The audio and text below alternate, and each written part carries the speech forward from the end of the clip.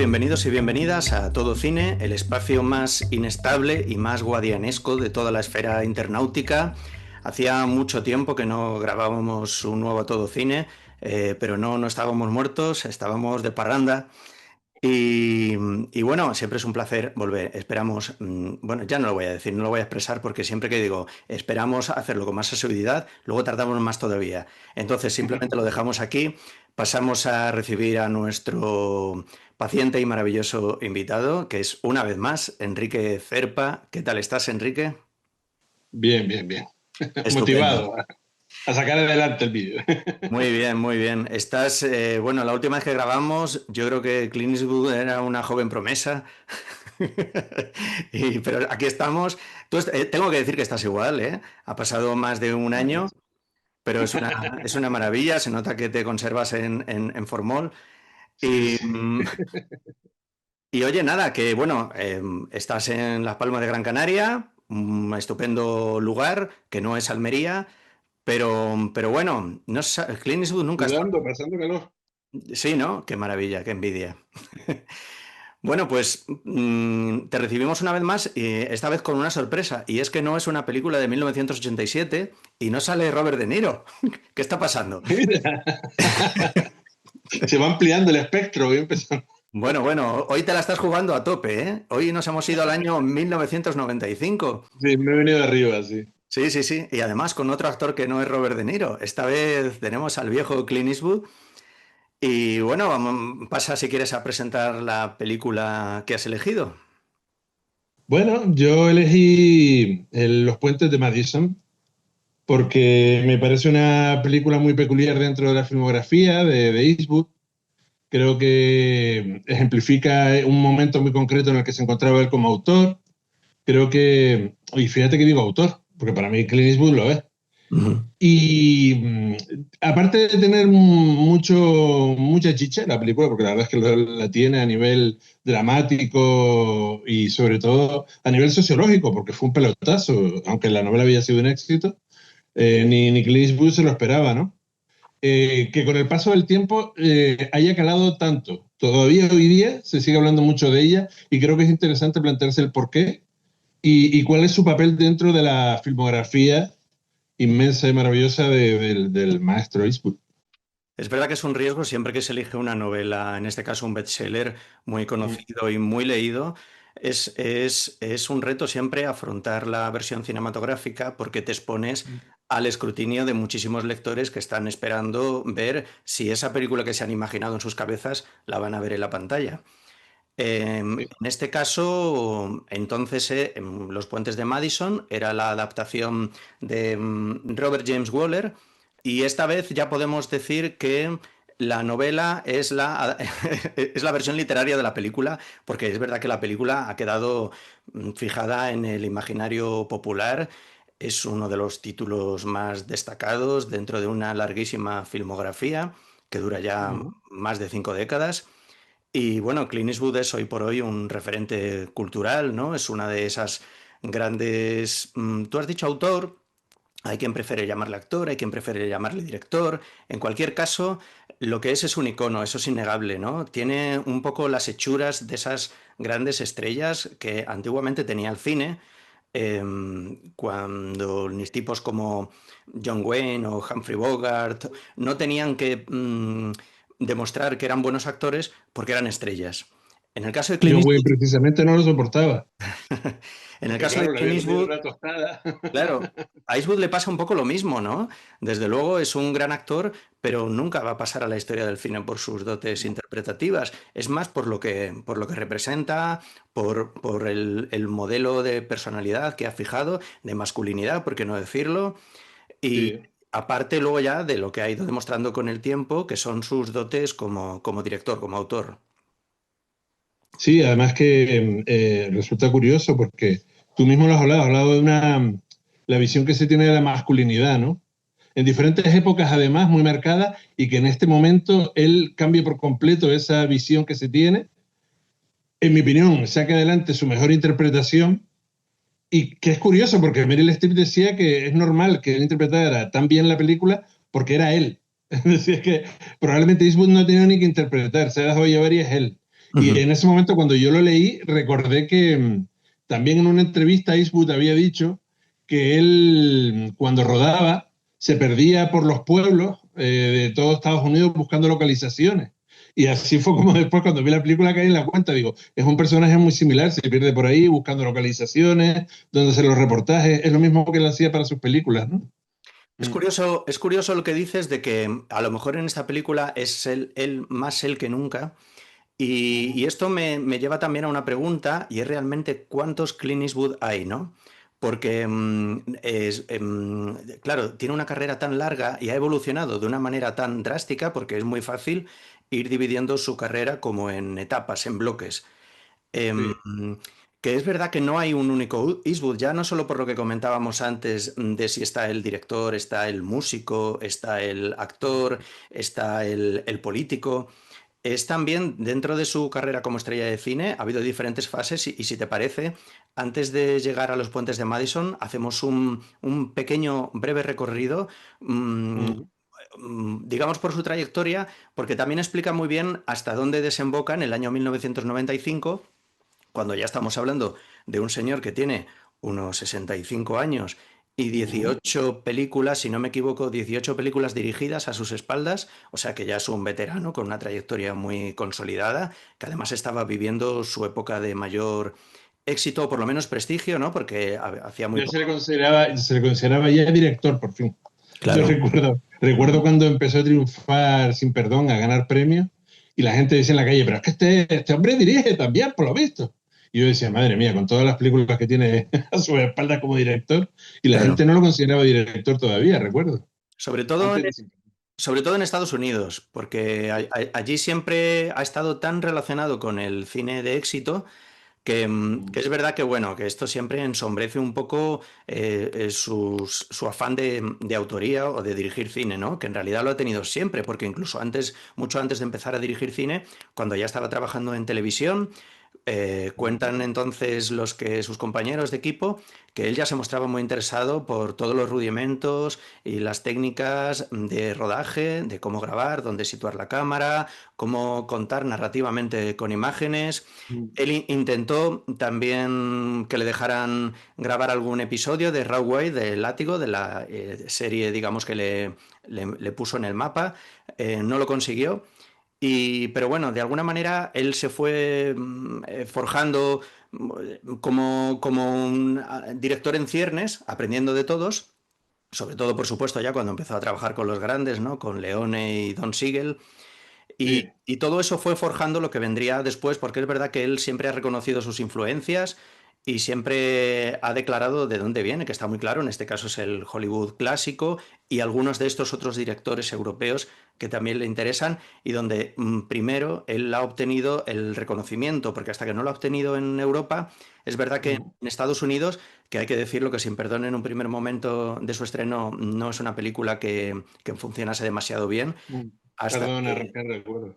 claro, hasta que De no todas empezó maneras, a... perdona, David, Dime. que comentabas antes lo de Don Siegel y lo de que parecía tener claro por dónde iba por dónde iba sus deseos de ser director o de sacar adelante proyectos. Tú date cuenta de que cuando él triunfa en Italia con la trilogía de los dólares, de Leone, y vuelve a Estados Unidos, lo primero que hace es fundar la productora. Date Ya. cuenta, Ujú. cuando él se mete a hacer, cometieron dos errores, ya ahí está él en la producción. Y al poco, de repente ya se pone detrás de una cámara trabajando en El Seductor, Ujú. trabajando para hacer un reportaje, un making of del Seductor, y a partir de ahí ya saca su primera película. Yo creo que ahí queda bien claro que él quería ser director. Si cuando vuelves, estás de regreso a Estados Unidos, lo primero que haces es montar tu productora y sacar adelante tus proyectos personales con tus amigos, queda claro que no pretendía ser una estrella del cine a la que le dijeran lo que tenía que hacer. Es más, desde que montó La Malpaso, nadie le ha dicho lo que tiene que hacer.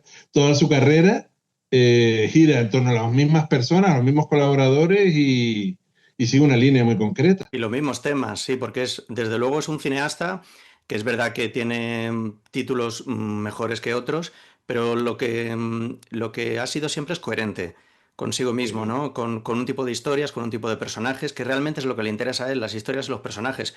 Él nunca se ha caracterizado por ser uno de estos directores de cine virtuosos que mueven la cámara de una manera demasiado especial o se ha empeñado en desarrollar un lenguaje distintivo del cine. Siempre su obsesión es un poco la de los antiguos storytellers, ¿no? Él viene de esa tradición de contar las historias y de contarlas a través de los personajes. Y uno de los ejemplos más claros es Los Puentes de Madison, desde luego. Sí, la más peculiar dentro de su filmografía, para empezar, porque no era un proyecto suyo. Ujú. Quien había comprado los derechos de la novela era Steven Spielberg, que pretendía dar el pelotazo, no la iba a dirigir, no quería meterse en un terreno tan romántico y encima hablando de un adulterio, siendo un director de cine familiar, pero, pero sí se habló de Pollack, se habló de Redford, que parecía el que le iba a sacar adelante, pero Robert Redford empezó a hacer retoques, normalmente él se metía muchas manos en el guión. Eastwood, que confiaba mucho en el trabajo que había hecho no sé si la Gravenés, no sé cómo se llama este hombre, el director de Potata Te Quiero, el Ajá, guionista de Los sí. Puentes de Madison, Ujú. que poco antes había gustado mucho su guión del Rey Pescador. Pues Eastwood defendió a capa y espada ese guión, la versión de ese guión que era bastante fiel a la novela, y entonces ahí fue cuando empezaron los problemas y se quedaron sin director y él dijo, mire, ya que estamos. Meryl Streep dice que ella lo notaba, que conforme iba avanzando la producción, se veía Eastwood cada día más interesado en la historia, en los personajes, y que era cuestión de tiempo que se la jugara, porque realmente yo creo que es el proyecto más arriesgado de su filmografía, Ujú. Ujú. siendo quien es en términos de comerciales para el Es gran verdad público. que la decisión de hacer esta película descolocó a mucha gente, porque claro, la mayoría de la gente la asociaba a películas de acción, a Harry el Sucio, a su pasado en el Spaghetti Western, a otra serie de Claro. películas que había estado haciendo, aunque él siempre, bueno, ya había asomado la patita muchas veces, porque es verdad que ha trabajado en bastantes y en gran diversidad de géneros. Desde luego, Sí. em, ya desde No, la primera. date cuenta, perdona, que él ya había entrado en el terreno de lo romántico empezando su carrera. Vale, sí, que Efectivamente. hizo la primera película Primavera en un thriller, en pero al poco hizo Breezy. primavera en Es, otoño, sí, del ese. año 1973, efectivamente, Y ya creo que es fue la su segunda o tercera tercera, película sería. tercera película que Mm. dirigió. Por eso que ya había entrado en ese terreno y había hecho películas interesantes. Esa es muy bonita. Es verdad, La pero que Píldora también de fue elegancia. un gran desastre, un fracaso, una Mm. película con William Holden, pero que pasó completamente desapercibido y yo creo que eso también le desanimó a seguir explorando un poco esa vía. Sí. Él contaba con ello muchas veces cuando hacía proyectos personales. Él sabía que iba a tener después que rodar un par de películas ultracomerciales de tiros para sacar el dinero. Ujú. Casi siempre cuando analizas su filmografía, notas cuando entra en números rojos la productora y tiene que sacarse un título como El Principiante o como La Cuarta de Harry el Sucio. Tiene que sacar algo, aunque eso sí, todas con un toque suyo personal, a nivel de Sí. dirección o a nivel de Ujú. historia, ¿no? Ujú. Cierto.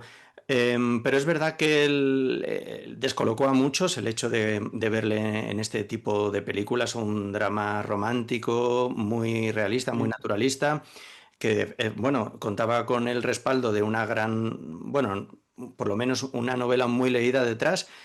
Además había sido un caramelo muy goloso, como comentabas, para ciertos directores como Pollack. También está la garantía de tener a Spielberg detrás, que siempre va a ser una película bien hecha, digamos, ¿no? En este caso, Kennedy es la que Mm. asume, digamos, la labor directa de la producción. En cualquier caso, con Amblin, con quien luego volvería a repetir años después en Bandera de nuestros padres y Cartas desde Iwo Jima. Pero finalmente, la película, es verdad que él ha declarado algunas veces que también el hecho de tener la edad adecuada para hacerla y el hecho de contar, que eso fue un poco una exigencia suya para hacer la película con Meryl Streep, que fue un empeño personal, porque también habían sonado los nombres de otras actrices para el papel de Francesca, pues digamos que las cartas estaban echadas, pero era una apuesta segura, porque la película funciona básicamente por la química que se establece entre los dos actores, que desde mi punto de Sí, vista es están brillante, soberbios. vamos. Ujú. Sí, la elección encima es maravillosa porque tienes a una actriz de composición del método como Meryl Streep, cambiando, quien la haya visto en versión original podrá disfrutar de el acento que utiliza ella mezclado de la tierra en la que está con detallitos de la pronunciación europea e italiana. Y claro, Eastwood, que es Eastwood, Claro. se planta delante de la cámara. Tú podrías ver una película de 2 horas de Clint Eastwood tomando un cortado que te parece maravillosa, no hay ningún problema, no hay nada que añadir, ¿no? Pero Puro carisma. sí, bueno, ya que estamos entrando en el terreno de la interpretación, venga, vamos un poco a hablar, a desmenuzarlo un poquito más. Tú comentabas que probablemente fuera el mejor papel de Eastwood. Yo creo que sí, porque Eastwood creo que sigue siendo él, pero está más matizado que nunca. Compone más su personaje. Yo creo que hay dos motivos principales. Uno es el tipo de película. Es una película mucho más basada, con más predominio de primeros planos y de planos medios, puesto que es una película más minimalista, donde casi toda la acción se sitúa en una casa y concretamente en una cocina, donde los diálogos son importantes, pero también son muy importantes las miradas y los silencios. Y eso a él le obliga, digamos, a afinar sus recursos interpretativos. Eso por un lado. Y por otro lado, yo también tengo la teoría de que todos los actores que comparten pantalla con Meryl Streep son mejores. Porque digamos que el reto de tener delante a esta señora es tan exigente que te convierte en mejor actor. Y eso también es cualidad de Meryl Streep, porque ella es una actriz muy generosa. Ella, desde luego, es una virtuosa. No, podríamos hacer 3 programas hablando de ella, seguramente, y de películas suyas. Pero más allá de lo superdotada que es y de lo que es capaz de conseguir en cada uno de sus personajes, de la variedad de registros, lo que comentabas tú, los acentos, las voces, incluso la transformación física que ella va haciendo en cada uno de los personajes, ¿no?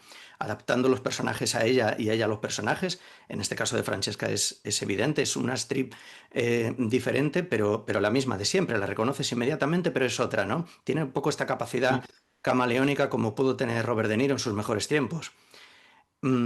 Y eso Sí, hace de que todas también... maneras, me cabe Sí, un detalle que me acabo de acordar de una anécdota también.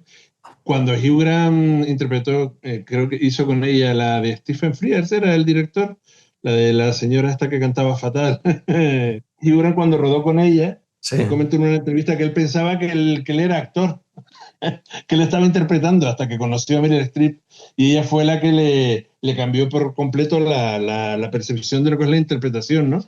Ujú. Y es verdad que desde entonces ha cambiado por completo la filmografía de Hugh Grant y es mucho mejor actor y ha hecho sus mejores interpretaciones desde entonces. Él dice que se quedó fascinado por la forma en la que ella trabajaba. Siempre ha sido muy autocrítico consigo mismo Ujú. y habló muy bien de ella y de cómo le cambió la percepción Bueno, que tenía de la interpretación. es que yo creo que no he leído todavía, desde que tengo memoria, no he leído ninguna mala declaración acerca de Meryl Streep. Todo el mundo habla maravillas de ella, ¿no? Y desde luego es evidente que es una de las grandes actrices de la historia del cine, que está al nivel de las mejores, ¿no? De Catherine Hepburn, de Deborah Kerr, de Ingrid Bergman, está a ese nivel. Me gusta mucho porque ella, yo creo que logra que Eastwood haga cosas que no ha hecho nunca. Como por ejemplo, es mucho más humano que nunca. Hay escenas de diálogo donde de repente Clint Eastwood tiene pequeños gestos, tiene, por ejemplo, hace así con la nariz, se frota las manos. Son cosas donde Eastwood normalmente siempre ha tenido un registro monolítico, ¿no? Es como una especie de esfinge. Sí. Aquí de Siempre repente... me ha tenido un perfil muy bajo a nivel emocional en cualquier trabajo y Ujú. aquí el nivel de exposición es bastante alto para ser Clint Eastwood. Aunque ella dice que aún así, aun perjudicándole a él, porque podría haber gustado mucho más, porque resultaba muy goloso para el espectador, que se recortó mucho material. Y los planos, sobre todo se nota en el montaje de Joel Cox, que es su mano derecha con la que lleva media vida rodando películas. Ella lo decía, si es que había planos increíbles en los que él lloraba a moco tendido y estaba para darle el Oscar, porque es lo que más le gusta al espectador, y no sale en plano. Y el plano que en ese momento sale en montaje es el de Meryl Streep, escuchándole. Y es terrible eso, ¿no? Pensar que incluso el hombre redujo todo lo posible el nivel de exposición dentro de una película Ujú. tan dramática. Porque cuando había un momento, recuerdo que él se giraba, se acercaba, no sé si era al pollete, al fregadero, y empezaba a emocionarse. Ahí él estaba llorando, él estaba destrozado, y ella dice, fíjate cómo se giró, cómo mantuvo la distancia, y cómo cuando empezaba a expresarse, saltaba en el montaje el plano de ella, ¿no? Porque él Ujú. no quería que llegara a ser tan lacrimógena, le temía mucho que la película entrara en el sentimentalismo. Y Era algo que le esto, preocupaba mucho. y esto habla de una de las cualidades de él como director y como cineasta, que es la sobriedad, ¿no? La Sí, contención. la contención es terrible, sí. Él es un director que en todas sus películas están caracterizadas precisamente por, como decía antes, respetar sobre todo la historia y tener las emociones siempre muy, muy a raya. Ya sean películas de acción, ya sean comedias, ya sean dramas. Claro, es que tú antes hablabas de los diferentes Eastwood que existen, ¿no?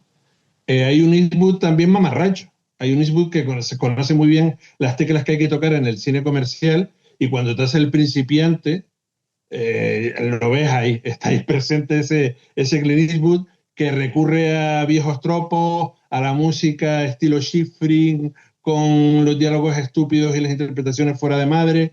Él también sabe ser mamarracho cuando toca porque es lo que implica el género, o cuando hace El Sargento de Hierro, que es una comedia para partirte de risa, aunque hay un trasfondo, una crítica, esa misma crítica que le costó casi el rodaje de la película, ¿no? Que puso de vuelta y media a los aposentados militares norteamericanos, ¿no? Los oficiales. Aún así, él sabe siempre jugar con eso, con ese equilibrio que tiene dentro de su cine entre el Eastwood serio, contenido, autor, profundo, clásico, y el mamarracho, el de la ceja levantada, el de los chistecitos malos, a nivel metalingüístico, el autoparódico, porque lo que hace Clint Eastwood en películas como El Sargento de Hierro es de construirse y poco menos que avergonzarse a sí mismo. A pesar de que los espectadores, algunos de ellos piensen que es el héroe, no deja de humillarlo constantemente y sobre todo delante de las mujeres, cosa que ya me llamaba la atención en aquella época. Ese señor que pasa el tiempo leyendo revistas de mujeres a ver si termina de entenderlas, ¿no? Es muy graciosa esa película. Perdón, sigue, que me lío. No, y es verdad que has entrado también en un terreno que a mí me gustaría comentar, y es verdad que en esta etapa de su carrera, en los años 90, Eastwood está empeñado en deconstruir, desmitificar al héroe que creó en los años 70, ¿no? Bien por manos ajenas, como fueron Leone y Siegel, o bien él mismo eligiendo también los papeles y haciendo cierto tipo de películas. Digamos que en los 80 él viene a confirmarse como cineasta y como estrella de cine de todo lo que venía haciendo anteriormente. Ya es una persona ampliamente conocida, donde opta también mucho por el cine comercial, donde sigue explorando maneras de hacer cine, de contar cine. Y en los 90, de alguna manera, cuando ya es alcanzado una etapa de madurez y ya ha demostrado todo lo que tenía que demostrar, sobre todo cuando ya le empiezan a reconocer ampliamente como director, que yo creo que sucede a partir del Jinete Pálido, de Bird. Y en los 90 viene un poco esta deconstrucción, ¿no? Con Sin Perdón, con Un Mundo Perfecto, con Los Puentes de Madison. Es un arco que yo diría que termina en Gran Torino. Ujú. Yo creo que Gran Torino es la película definitiva, la que cierra todo ese arco que empezó años atrás, en la que ya acaba con ese personaje, termina con todos esos tópicos. Es más, fíjate que a partir de ahí su filmografía pasa a ser totalmente errática, no hay un objetivo concreto. No digo Ujú. errática de que no tenga foco o que no sepa dónde va, Bueno, sino que sus películas son totalmente variadas y ninguna es ujú. personal. Yo creo que bueno, yo sí que veo líneas que se podrían establecer y llegar a un punto, y es una especie de afán por contar la historia norteamericana o a través de diferentes sucesos históricos reales y ensalzar un poco la figura del héroe anónimo, ¿no? Me Sí. refiero a la de Richard Jewell o todas estas películas, la del 15-17 Tren a París, Sally. Son películas, Mm. digamos, e incluso El francotirador, que van tomando acontecimientos, personajes reales o inspirados en la realidad. Y digamos es otra, para construir un poco la historia alternativa de los Estados Unidos. Claro, pero fíjate que ahí ya él abandona ese juego metalingüístico del que hablábamos antes, de su personaje, de él personalmente.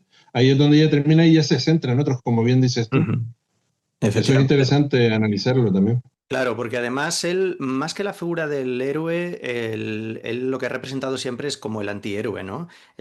Todas sus Sí, películas están marcadas desde el principio por una ética bastante cuestionable, ¿no? Una moral dudosa, que aunque sean tipos a lo mejor pétreos, como Harry el Sucio, por ejemplo, pero siempre están nunca sabes muy bien si es el bueno que juega a ser el malo o es el malo que juega a ser el bueno. sí.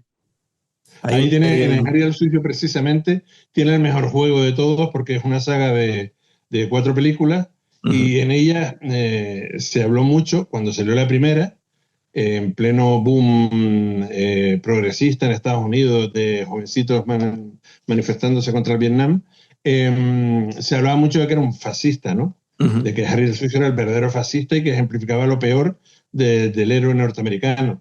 Y fue muy buena la jugada de Michael Cimino en la segunda entrega, cuando dijo, bueno, ¿tú crees que esto es derecha? Pues espérate que nos vamos a la derecha de la derecha. Y fue cuando puso a los policías que de forma personal se ocupaban de dar el pasaporte a los delincuentes, ¿no? Después pasó en la tercera lo mismo, volvieron a llamarle fascista, y después sacó la cuarta, que al ser una película suya como director, por supuesto, a nivel de lectura, yo creo que es la más compleja de todas, quizás no sea la más acertada como película audiovisualmente, pero sí es verdad que a nivel de contenido es la más compleja. Hablamos de un personaje femenino, una historia de venganza, la habían violado, hasta qué punto puede ella tomarse la justicia por su mano. Incluso es Harry el que intenta decirle, para un poco la pata, que las cosas no son así, no puedes coger un arma y empezar a matar gente por el pueblo. Eh, Eso es muy interesante, como él siempre juega con esa lectura, incluso lo que dices tú, en Harry el Sucio, ahí está el tema de hasta qué punto podemos nosotros plantear que el ser humano es libre como héroe de saltarse una escala moral, ¿no? Concreta. Ujú. Y eso es interesante, en todo su cine está presente. Sí, incluso en los puentes de Madison la ambigüedad también está ahí, ¿no? Porque los personajes, es verdad que sus conflictos son sobre todo internos. Bueno, por supuesto está una especie de crítica también a estas poblaciones pequeñas que miran con recelo al que se sale un poco de las normas y todas estas cosas, que se ven muy bien en las Sí. escenas en las que ella va al pueblo y empiezan a comentar sobre esta otra mujer, esta otra vecina que tuvo un lío con otra persona y a las que todos tachan. Eso Después está. comentan que era una gran amiga de ella. Ujú. Es Digamos que que está. la novela probablemente también fue un éxito. Sí, Yo creo que es de este tipo de historias que terminan convirtiéndose en bestseller, porque son las, como digo yo, las novelas que lee el que no lee el libro. Como las ya. películas, ¿no? Las películas más exitosas son aquellas que va a ver la gente que no suele ir al cine, ¿no? Entonces se Ujú. convertía más en un fenómeno sociológico que en un gran éxito cinematográfico. Y esta novela fue un pelotazo porque también en todas las conversaciones empezó a estar el tema del adulterio y hasta qué punto se pueden perdonar ciertas cosas, ¿no? Incluso dentro del núcleo familiar. Tanto es así que la historia obviamente se cuenta desde el punto de vista de los hijos, ¿no? Ujú. Que es el espectador. El espectador es el que de forma gradual va recibiendo la información para juzgar en términos morales el personaje de Francesca, ¿no? Ujú. Y es curioso porque hoy día cualquier cosa de los puentes de Madison te metes en las redes y ves como la mitad de los comentarios todavía ponen de vuelta y media la película. Apología del adulterio, la típica película. Bueno, incluso hay un vídeo interminable de una youtuber popular en este país que analiza la película en los términos de lo despreciable que es el personaje de Francesca, ¿no? Ujú. Es curioso, eso es muy curioso. Me recuerda un poco a lo que pasó a nivel cinematográfico con películas como Filadelfia, ¿no? Que era esa película que quería hablar en términos comerciales, en primera división, de temas muy delicados que nunca se habían tratado y que la gente tenía que recibir con mucha cautela. Y es ahí donde los productores empiezan a marcar con mucho cuidado cada detalle para que la peli no sea un escándalo, la gente no le dé la espalda y entienda qué es lo realmente importante del mensaje, ¿no? Aquí Eastwood hace lo mismo y con maestría. Te dice, esto es lo que yo te planteo, yo no voy a juzgar a nadie, claramente es un enamoramiento, no sabes hasta qué punto, las cosas como son, no sabes hasta qué punto es un calentón o realmente la mujer se ha encontrado con el amor de su vida. Nunca lo sabrá, lo llega a decir ella en la película, que se pregunta a dónde hubiera llegado con él si se hubiera marchado, ¿no? A lo mejor hubiera sido cosa de 3 días. porque es algo muy repentino ese Ujú. enamoramiento. Sí, pero es verdad También que... es cierto que Francesca era muy joven cuando se va con el marido. Ujú. Me recuerda al personaje de Ingrid Bergman en Stromboli, ¿no? Se enamora, no sabe nada de la vida y con tal de salir donde está metida se va con el norteamericano, ¿no? Ujú. Creyéndose el sueño de... De cualquier manera, más allá del personaje de Francesca, que, bueno, hay que recordar que esta es la primera película de Clint Eastwood protagonizada por una mujer, que eso ya es una gran novedad, ¿no? Luego han venido otras, pero esta fue la primera. Porque todo el punto de vista al final está contado a través de su personaje de Francesca.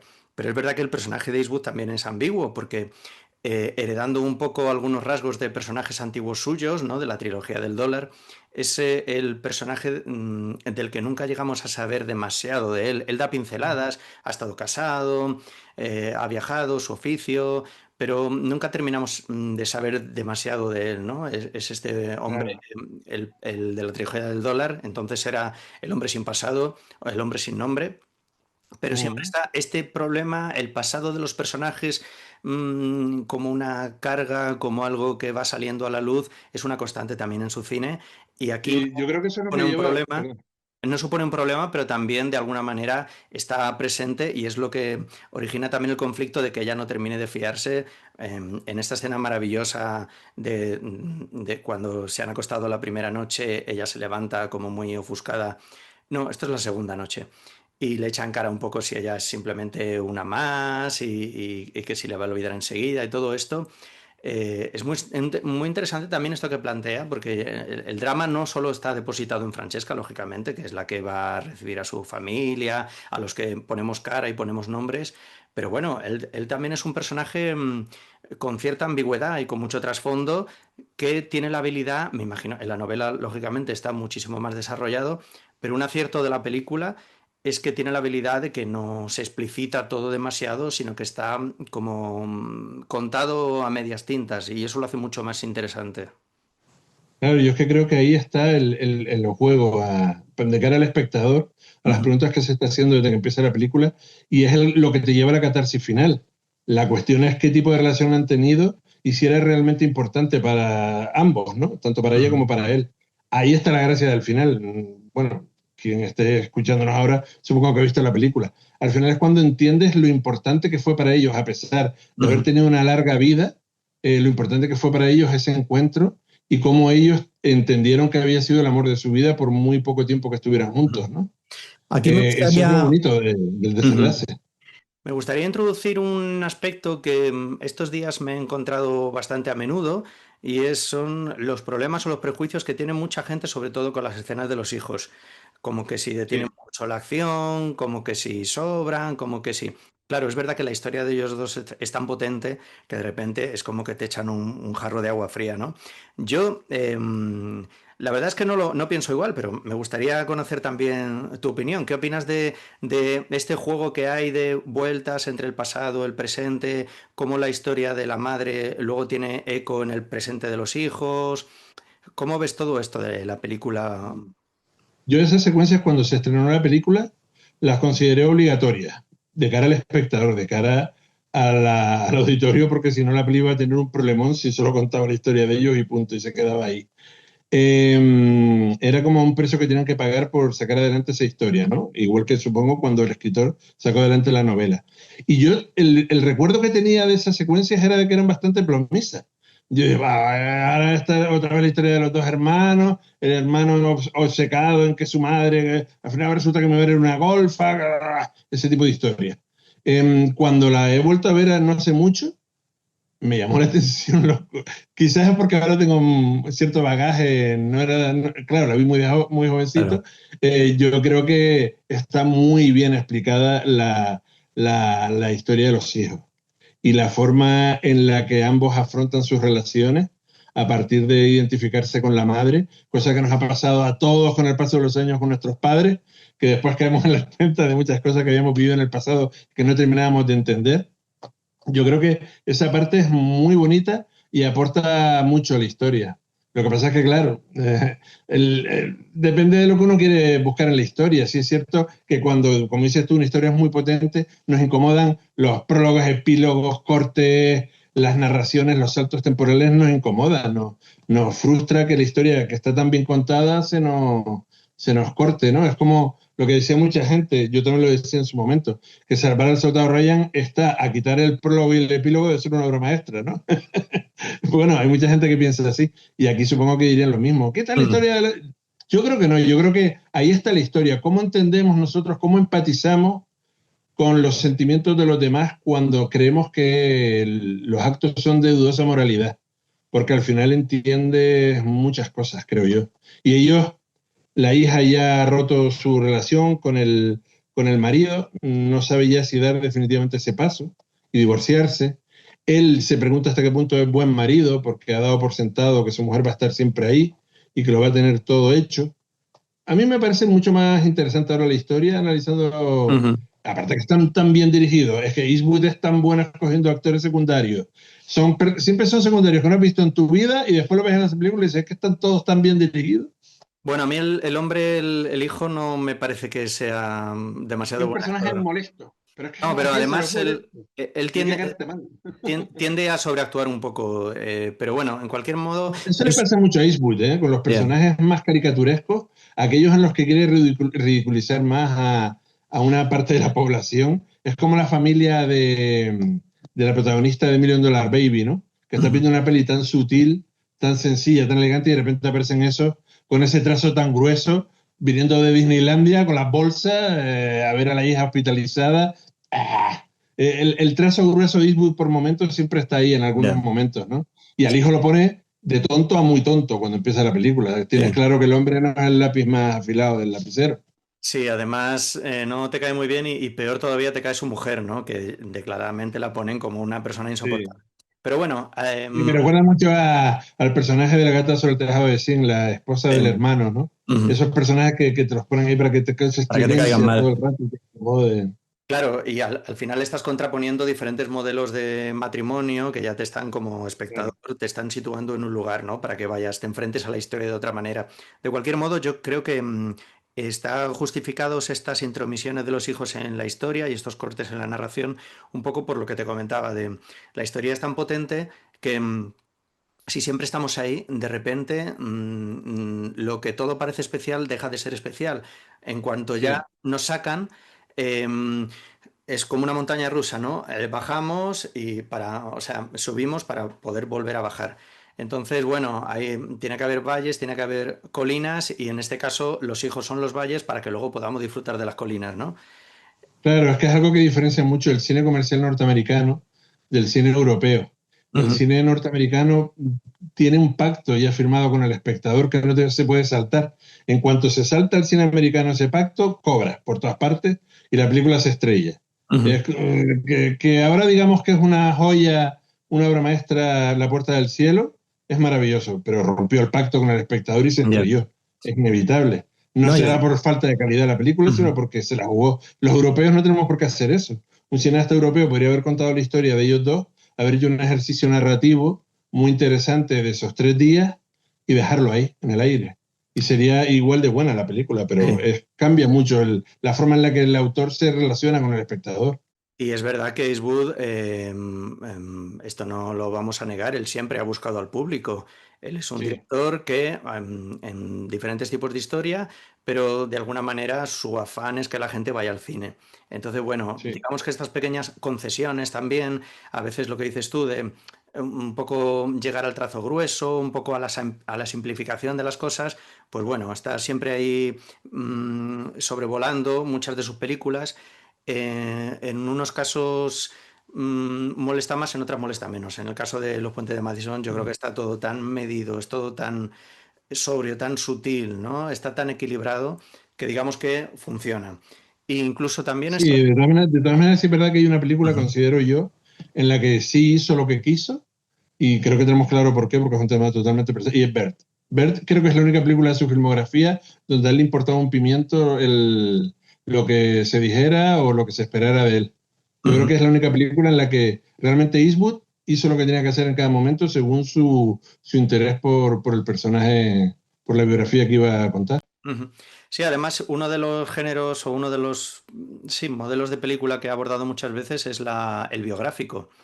Eh, Sí. con mayor o menor fortuna, pero es verdad que de alguna manera Bird inaugura esta corriente de películas que luego ha estado en la de J. Edgar o en otros títulos, ¿no? Ya a nivel Ya. narrativo, creo que todas las películas de Eastwood Ujú, eh, son películas a menudo dirigidas por un músico. Y creo que Bird es la película definitiva del músico. Creo que él como músico sacó adelante esa película y no hizo ninguna concesión a la comercialidad. ujú, Todas las demás, sí es verdad que está el Eastwood músico, tanto en el montaje como en la percepción de la historia y el tempo, pero creo que en Bird es donde ya él, ujú, por eso creo que se la jugó más en toda su ujú. filmografía.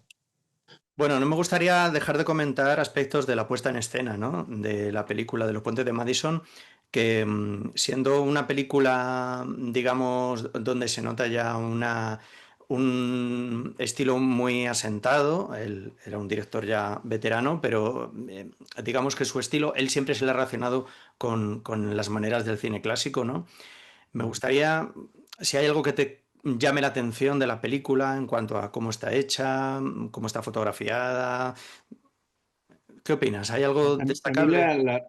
sí, la película se habla mucho de su clasicismo y demás.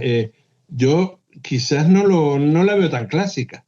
En el sentido, no digo porque se vaya a saltar las normas clásicas, pero sí que a nivel narrativo tiene mucha pericia y tiene muchos juegos de narrador interesantes. Cuando la gran secuencia, que es la del puente, en la que ella le guía a él y van a sacar la fotografía, los planos subjetivos, por ejemplo, de Francesca, la forma en la que ella va caminando, le va observando a él y tienes planos contra planos subjetivos, casi hitchcockianos, como ella empieza a mirarle entre las tablas del puente para ver qué está haciendo ese hombre que le empieza a interesar, cómo él la ve a ella se pone nerviosa y dice, Dios mío, me acaba de pillar bien observándole, ese tipo de cosas, eso es suspense.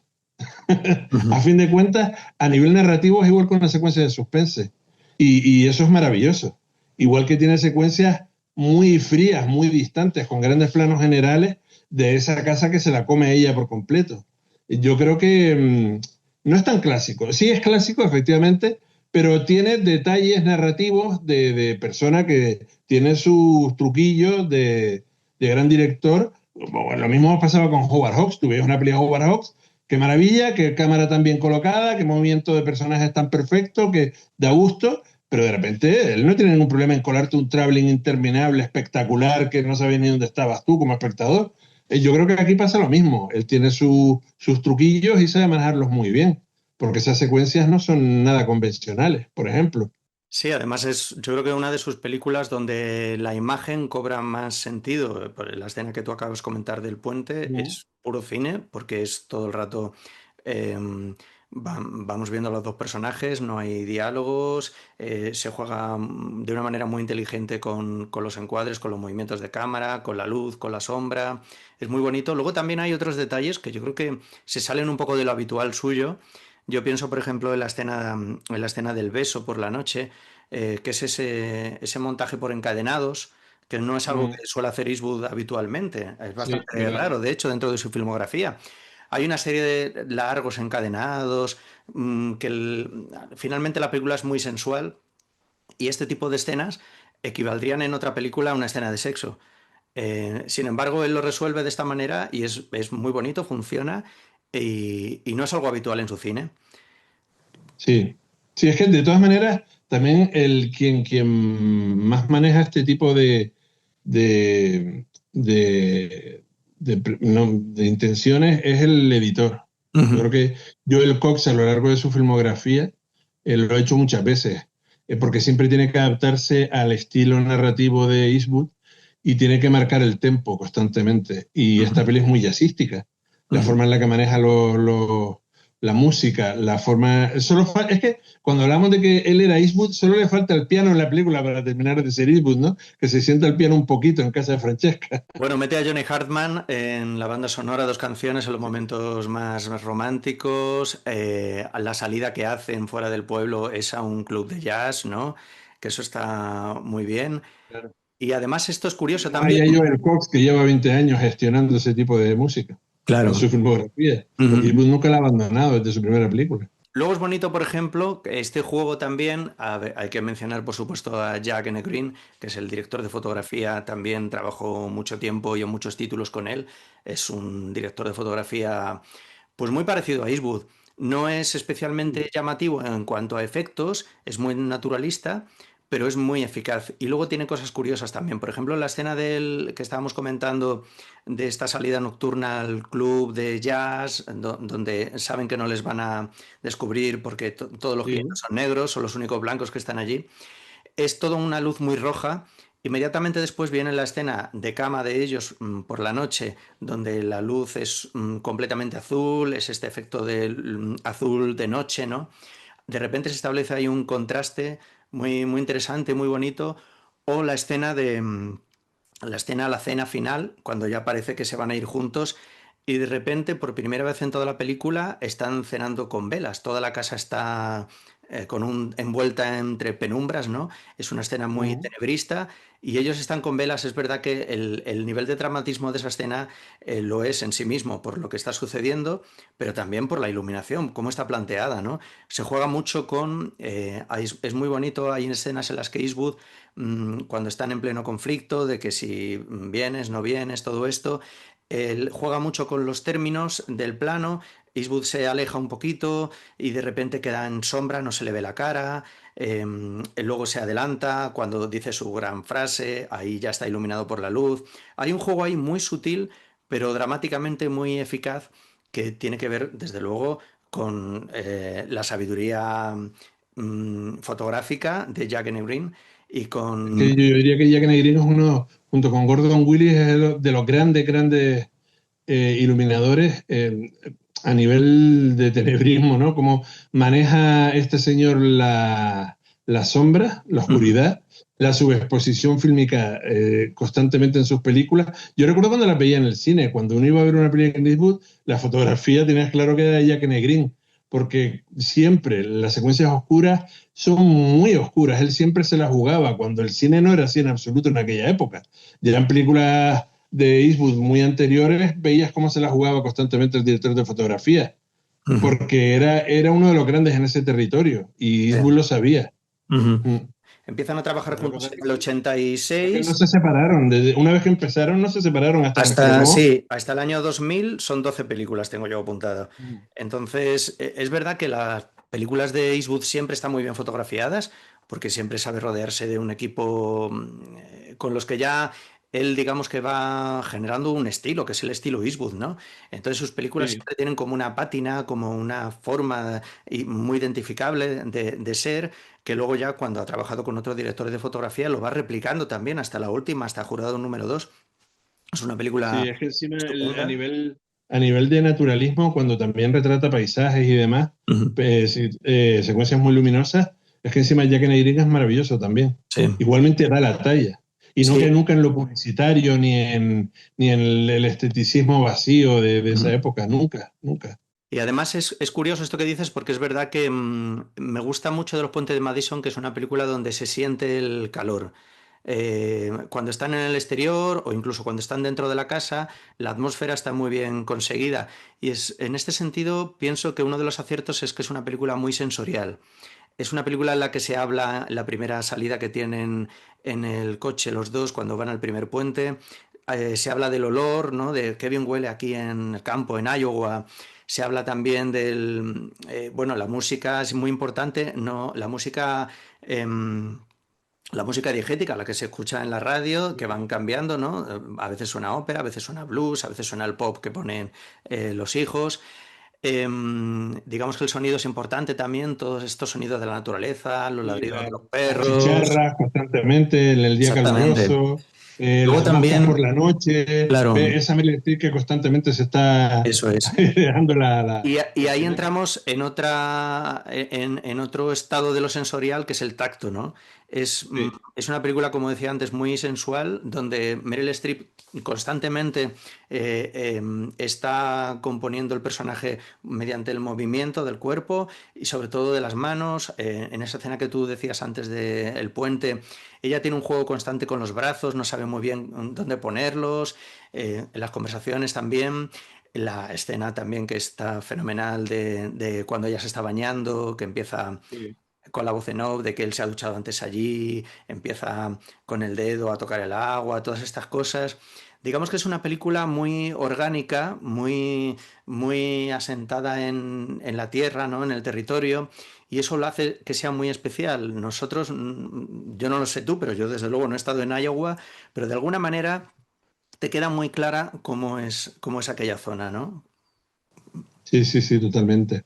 A mí me recuerda mucho esta película, en ese sentido, a otra que es la de Una jornada particular. Ujú, La historia de los dos personajes, que va toda la familia, bueno, todo el bloque, se va al desfile de Mussolini y se quedan Sofía Loren y Mastroianni juntos, y ves cómo son cada uno sus personalidades, te preguntas hasta qué punto, y ves cómo va Sofía Loren evolucionando a lo largo de la película y sientes es el sonido de ese radio constante durante toda la película que te va marcando el contexto, y después ves cómo, es lo que dices tú, es muy sensorial la forma en la que ella entra en contacto con Mastroianni, cómo le ve, cómo se hablan, el ujú, subir y bajar a nivel emocional de esa montaña rusa en la que se ven metidos en tan poco tiempo, me recuerda mucho a esta película.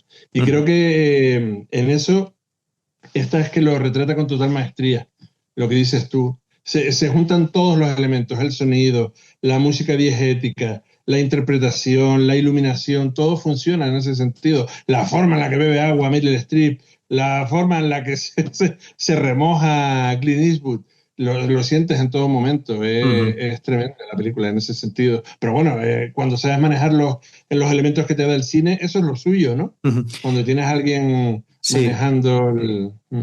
y por cerrar un poco este bloque también, me gusta mucho, hablando de un poco de la elegancia y de la sobriedad, la forma, los movimientos de cámara, que siempre son acompañando a los personajes, insistimos en que es casi lo más importante de la película. Entonces los movimientos de cámara siempre van un poco a su compás. Son Pena gratuita, sí. sutiles, ujú, son muy sutiles y acompañan la acción. En ningún momento la cámara Eastwood, como decíamos antes, no es un autor que imponga un estilo o que quiera demostrar todo lo que sabe de cine, sino que al contrario, siempre como cineasta parece que tiene este afán por mantenerse en un segundo plano, dejar que sea la historia de los personajes, y la cámara responde siempre un poco a estas reacciones, va siguiendo la historia Sí. sin interrumpir nada. Hay Sí, es el momentos... narrador invisible. Él nunca Eso quiere es. en Ujú, ningún momento que sientas la presencia de la cámara ni de ningún tipo de detalle técnico que te ujú. pueda hacer creer que te salga de la narración, vamos. Lo Lo que cual estás es viendo en ese momento Claro, realmente. lo cual es una virtud porque muchas veces sí que hemos escuchado a los detractores de este tipo de estilo, ¿no? De narración invisible, como que, bueno, como que le quitan importancia porque parece que no hay nadie dirigiendo, que es una manera a lo mejor un poco mecánica. Es verdad que yo creo que Sí, hablamos, yo soy muy fanático de Lumet Ujú. y lo reivindico constantemente y me indigna la forma en la que se le juzga, vamos. Ya, pero es Cuando verdad que cuando alguien- alcanzar ese nivel de depuración es difícil. Es verdad que y hace falta una gran dosis de humildad, además, sí. como cineasta. Es verdad que él no lo tiene desde el principio, él lo va adquiriendo y lo va aprendiendo. Sí. Bien porque trabaja con otros directores de los que él se fija mucho y él siempre ha declarado un poco estas influencias, o bien porque también él, lógicamente, va evolucionando en su manera de contar las historias y va aprendiendo lo que le funciona y lo que no le funciona. Pero llegar a Sí, este nivel de depuración y de síntesis no es nada fácil, ¿eh? sí, además que en esta particularmente no hay ninguna concesión, y sí es cierto que en sus películas, en determinados momentos, sobre todo catárticos de la historia, él juega a salir de ese personaje y permite que la cámara tome su protagonismo por momentos. Lo hace en Un Mundo Perfecto, cuando estalla la violencia, lo hace también en Sin Perdón, en la secuencia de la matanza, esos traveling, esas miradas, esa forma de colocar la cámara o Ujú. de jugar con el montaje son muy complejas, ¿no? Y bastante elaboradas, pero el resto de la película no lo es. Él sabe cuándo toca y cuándo no. Él sabe cuándo jugar a hacer un buen traveling, un buen movimiento de cámara y cuándo tiene que estar chiquitito porque no viene a cuento. Y luego, por último, ya por ir terminando, por supuesto, probablemente la escena más recordada de toda la película y una de las más referidas dentro de toda la filmografía de Eastwood es el final, ¿no? Es uno de estos finales que ya se quedan para la historia del cine, además bajo la lluvia, ¿no? Que nos podemos acordar de Desayuno con Diamantes o de Blade Runner, ¿no? De estos grandes finales con lluvia. Bueno, pues aquí el señor Eastwood nos regala una escena absolutamente memorable donde de nuevo es puro cine, no hay lo importante, no hay Suspense diálogos, también. suspense La también. mano, la puerta, la mirada, la lluvia tras el cristal, la forma en la que se mueve el personaje, cómo se posa delante del coche. Y también lo que hablamos antes de esa catarsis de realmente él también está enamorado, no es solo un affair que ha tenido pasajero de 3 días, no, no, el hombre está realmente enamorado y vuelve por ella, ¿no? Es cuando ya el espectador lo entiende perfectamente y eso lo hace todavía más emotiva la secuencia. Ujú. Y además la música que también, que tiene una gran importancia, que es verdad que la música de Eastwood es, digamos que es como es él como autor. Es decir, Sí. sus composiciones siempre son muy sencillas, surgen a partir de dos o tres notas de piano que luego van creciendo, se van recubriendo de orquestación. Él trabaja también siempre con Lenny Lenny Niehaus. Niehaus. Claro, que es un poco él se ocupa más de los temas centrales de ciertas películas y Nighthawks es el que, digamos, se ocupa del resto del score y hace los arreglos y cubre luego de estas grandes arreglos de cuerda, pues por ejemplo la música o el tema principal compuesto por Eastwood en Los Puentes de Madison. Claro, porque para Eastwood lo más importante es la música diegética. Y Ujú, en casi todas las películas lo que hace el compositor es jugar con esa música, mantener el tono en todo momento, que no haya ningún cambio, que no haya ninguna alteración del estado anímico del espectador mientras la está viendo. Y bueno, hay momentos, yo creo que cuando más presencia ha tenido la música en el cine de Eastwood es cuando han entrado sus temas como autor al piano, ¿no? Películas como Sin Perdón, que la compuso Clint Eastwood, o Gran Torino. Ahí sí que la música tiene más peso como un tema concreto que impulsa la historia o que te la presenta. Pero es verdad que durante toda su carrera este compositor, Lenny Niehaus, lo que hizo fue eso, fue seguir a la estela de ujú, lo que a nivel diegético planteara Clint Eastwood. Si ujú, acaso el jinete pálido por algunos momentos, pero no deja de ser música atmosférica. Cuando ujú, aparece el predicador al principio de la película, ¿no? En la montaña y suena, no deja de ser diegética, no deja de ser suspense, te está poniendo en alerta, pero no es algo que narrativamente pueda decir el compositor que te va a llevar a ningún lado. ujú. Así casi toda una filmografía. Hasta ese punto se entendía este hombre con el equipo. Me recuerda mucho a John Ford, era ese Ya, trabajar siempre con el mismo equipo y sí. hacer películas diferentes. Lo decía Tavernier, ¿no? Que veías una película como La Jungla de Cristal 1 y 2, que tenía equipos totalmente, diametralmente diferentes y parecían hechas por el mismo equipo. Y en el buen cine clásico, como le pasa a Eastwood y le pasaba a Ford, eran películas hechas por exactamente las mismas personas, pero eran radicalmente diferentes las películas. Eso es lo que le pasa a Clint Eastwood, que cambia mucho de una película a otra y el equipo es el mismo. Ya se ha Ujú, pegado. Y cuando no son los padres, son los hijos, como le pasaba a Ford. Enfermaba a uno y de repente cogía el hijo el puesto del padre. ujú. Son muy bonitos. Bueno, esta fidelidad que además él mantiene por su modo de trabajar, él es famoso también por hacer muy pocas tomas, algo que al principio a Meryl Streep le desconcertaba mucho, ¿no? Trabajar muy rápido. Esta película, al parecer, se filmó en 5 semanas, cuando creo que había 8 previstas. Él aprovecha incluso muchos de los ensayos, luego los incluyen en el montaje. Digamos que esto también contagia a las películas de cierta... hace que estén muy despojadas de artificio, ¿no? Él va a lo Sí. directo, no pierde el tiempo con complejidades demasiado técnicas o con movimientos planos complicados. Y digamos, de alguna manera, esta filosofía empapa a todo el equipo de trabajo, ¿no? Es una factoría en sí mismo, hasta el punto de que incluso él, esto lo cuentan por ahí, no es el típico director que dice acción cuando van a filmar. Él dice ok o cuando quieras. Y tampoco dice corten. Directamente todo el mundo sabe que ya se ha terminado y ya está. O sea, no, tampoco hay este sistema jerárquico donde él es el capitán de un ejército y todos van a sus órdenes, sino que ya han trabajado tanto tiempo juntos que ya se conocen perfectamente todos unos a Sí. otros y todo va solo, por así decirlo, ¿no? Sí, para muchos actores es una pesadilla, porque Ya. hay muchos actores que trabajan sobre la repetición para alcanzar un estado anímico concreto o esperar a que salga ese momento mágico y maravilloso en el que le ha llevado a... No, Eastwood eso no lo soporta. Te da cuatro claves, el hombre está muy tranquilo paseándose por ahí por el plató, nunca levanta la voz, nunca tiene ningún conflicto con nadie, se lo toma con mucha calma, en ese sentido es muy parecido a Woody Allen.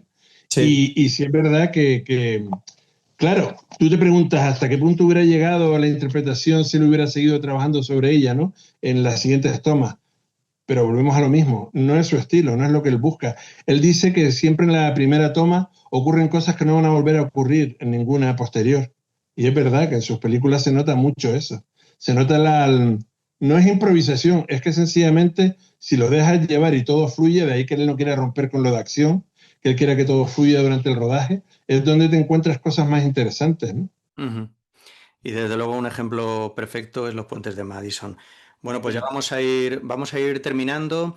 Me gustaría que me dijeras un poco tus títulos predilectos. La última muy reciente, la de Jurado número 2, que es una película estupenda, con 94 años, él ahora tiene 95 años, que parece mentira, ¿no? Con 94 años dirigir con ese brío y esa energía una película que a mí me parece estupenda, Jurado número 2, creo que es fabulosa y de las mejores de su última etapa. Yo creo que eso está al alcance de muy pocos profesionales, de muy pocos cineastas. Pero Sí. bueno, dime cuatro o cinco títulos que creas que son tus favoritos de él. Sobre ese tema es que es fascinante porque como la autoría a la hora de dirigir una película está toda en la cabeza, mientras tengas claro lo que estás buscando, con todos los técnicos que hay alrededor y toda esa gente joven que corre y que suda y por eso se le paga, así es como se consigue hacer grandes películas a pesar de que el director ya esté mayor, le cueste moverse de la silla o no pueda ni respirar, como le pasó a John Huston cuando hizo Dublineses, que es una de sus mejores películas, o Ujú. hace poco cuando se hacía ese cine adrenalínico hipertrofiado de hace unos años, apareció George Miller y le dio una cachetada a todos los directores jóvenes que corren por el plató gritando, ¿no? Y ese señor con cuatro tomas y con un poco de pericia en el montaje demostró que sigue siendo el mejor director de acción que hay, ¿no? 70 y pico tenía Miller ya cuando hizo la cuarta de Mad Max. Eso me parece fascinante. O cuando ves Ran de Kurosawa. Es fascinante eso, del Ujú. cine. Se ocupan todos de sacar adelante la visión de un señor que está sentado en una silla y que se levanta como Bueno, puede. Manuel de Oliveira Es llegó maravilloso. casi hasta los 100, creo. Oliveira. Sí, sí, Pero bueno, buen ejemplo es también. verdad que, por ejemplo, Oliveira, Houston, estas películas últimas que hicieron, grandes películas, Kurosawa, se nota que son películas hechas desde una madurez muy avanzada porque tienen un pozo, ¿no? Tienen un tempo Sí, diferente, son grandes películas, pero Jurado número 2 parece que la ha hecho un director de 30 años, ¿eh? O sea, tiene una sí, energía, sí, una sí. fuerza, un vigor fabulosos y muy inesperados para un director así, que es verdad que en los Véase últimos... Scorsese. Sí, Véase Scorsese y el trabajo que hace con Shoemaker en sus películas. Que sí, sí, sí. Shoemaker parece que acaba de salir de la escuela de montaje y que se ha metido tres tiros antes de entrar a la sala de montaje. Sí, sí, Terrible, esa mujer es maravillosa y tiene que 80 y pico años. sí. No sé qué edad tendrá ella Telma. Bueno, estamos hablando de una generación que ya desaparece, que ya, ya nos quedan pocos de estos tiempos, por cuestiones biológicas, en el caso de Clint Eastwood es evidente. Hemos tenido la suerte de conocer buena parte de su filmografía. Nosotros tendríamos unos 20 años cuando vimos Los Puentes de Madison. Yo recuerdo perfectamente cuando la vi aquí en Toledo, en el cine María Cristina. No sé dónde la verías tú, si te acuerdas. Me acuerdo perfectamente. Además Vale. que fue con un par de amigas y fue interesante la conversación a la salida. Ajá. En aquella época que había mucha mojigatería, me acuerdo todavía en los medios. Bueno, dime cuatro o cinco títulos predilectos tuyos del señor Clint Eastwood.